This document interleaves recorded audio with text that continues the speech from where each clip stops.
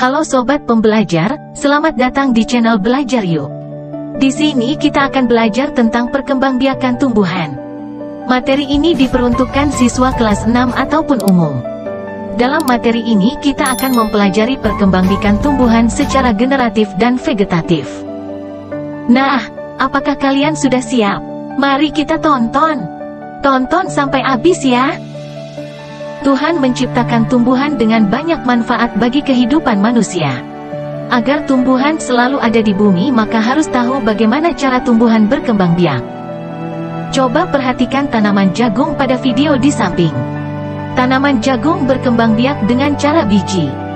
Biji jagung dihasilkan dari penyerbukan bunga jagung. Penyerbukan dari tanaman menghasilkan buah, buah di dalamnya ada biji. Biji inilah sebagai calon tumbuhan baru.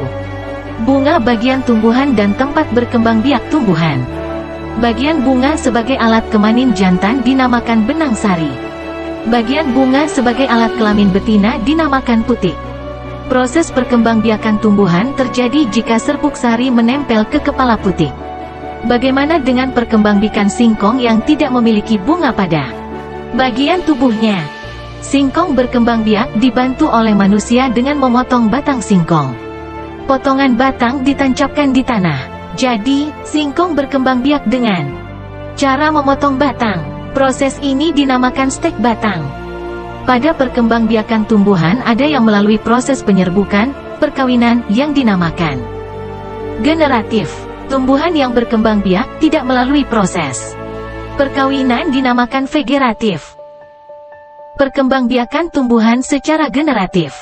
Tumbuhan dapat berkembang biak secara alami dan melalui proses perkawinan generatif. Proses ini terjadi di bunga.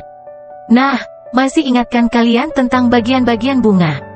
Jika sudah lupa, mari perhatikan gambar di bawah ini.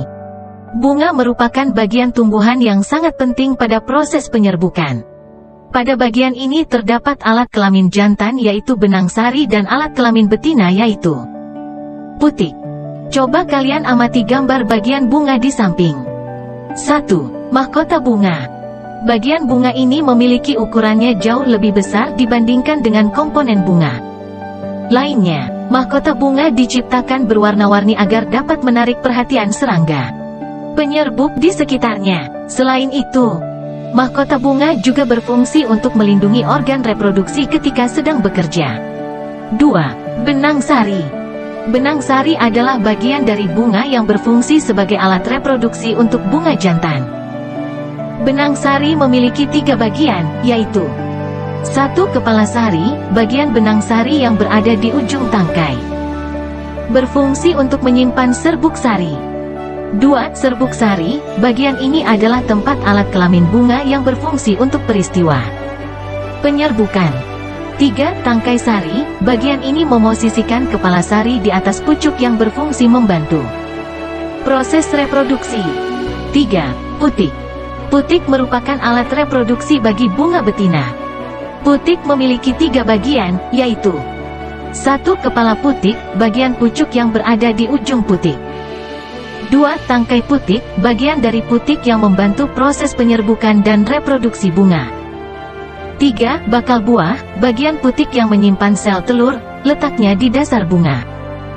4. Bakal biji. Bakal biji memiliki fungsi sebagai tempat bertemunya sel-sel telur untuk dibuahi oleh serbuk sari.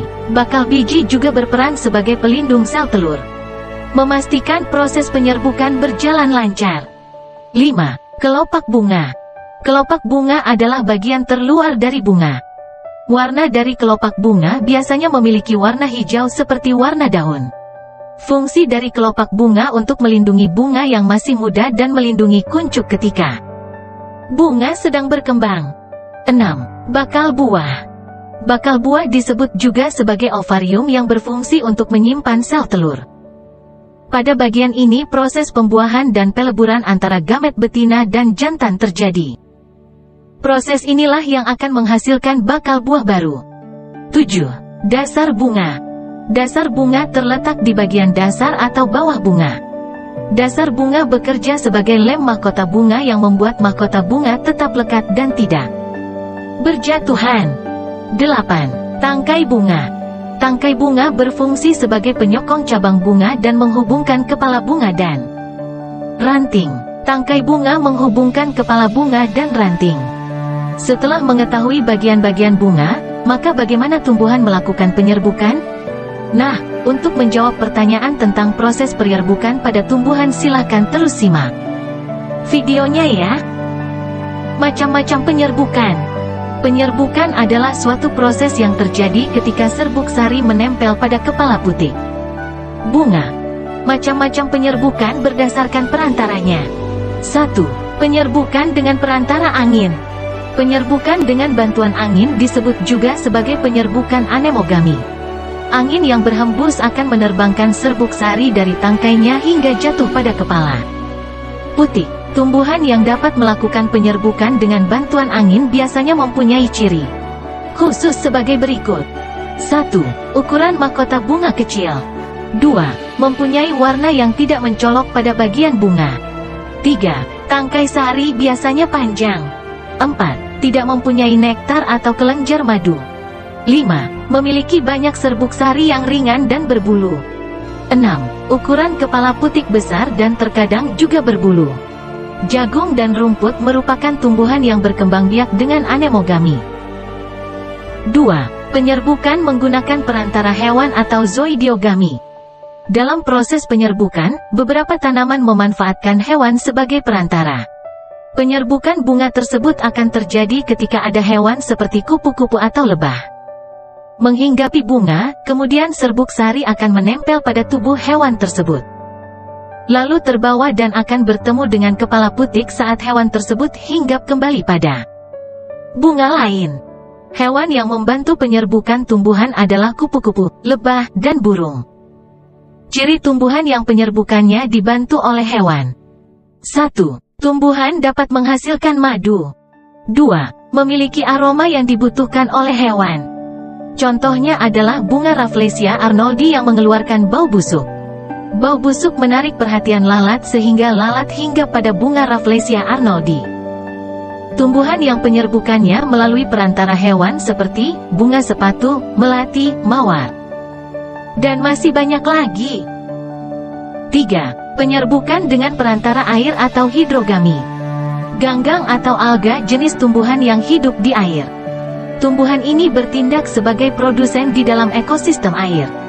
Penyerbukan pada ganggang dibantu oleh air terjadi ketika seluruh bagian ganggang tertutup oleh air.